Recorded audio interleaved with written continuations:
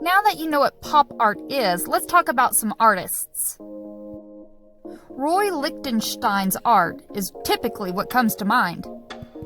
Lichtenstein's artwork was influenced by comics and newsprint. His bold use of primary triadic color schemes and dots and bold outlines are clear indicators of his work. Lichtenstein took major world events and communicated them in a form of art that was accessible to everyone, which was completely different than the Expressionist movement that just came before. He communicated using images that everyone understood. Lichtenstein used comic books and newsprint as inspiration for his art because it didn't matter where you were from or how much money you earned, everyone had access to these materials. This painting sold for $42.6 million. But we can't talk about pop art without talking about Andy Warhol. When Warhol was young, he got sick with chorea and lost all the pigment in his skin and his hair. His condition made it to where he couldn't get out much. He had to stay in bed and ate soup for lunch every day. He became interested in these things that were mass-produced, like a photo of Mao, a Chinese dictator.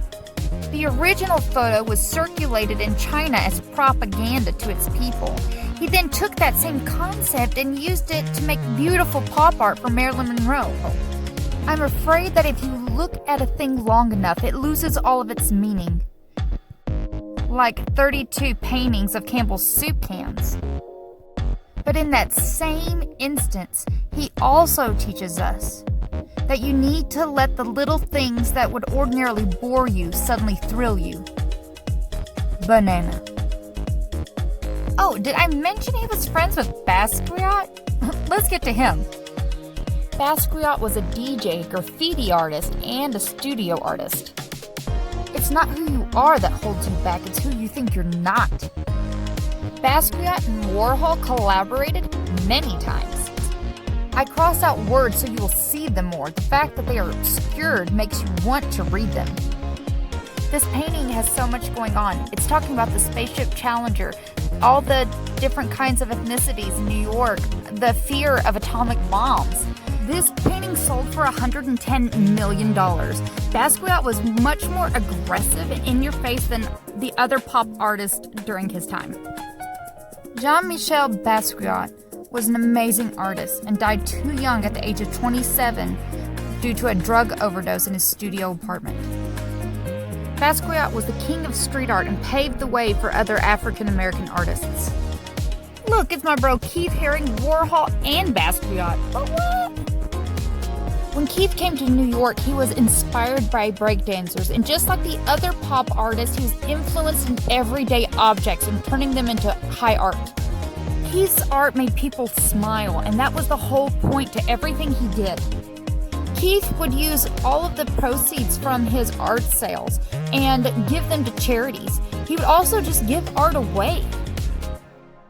He also made murals in neighborhoods to help fight back against cocaine usage.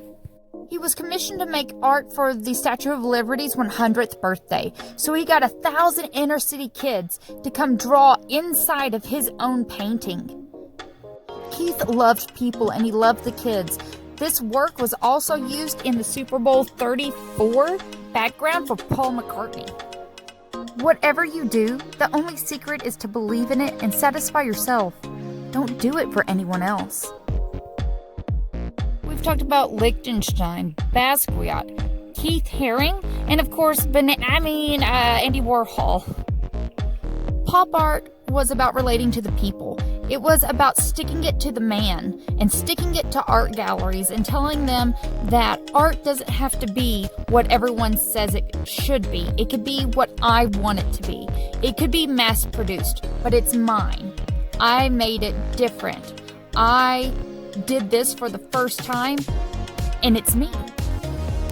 Pop art influenced many contemporary artists like Banksy, and we'll talk about him next week.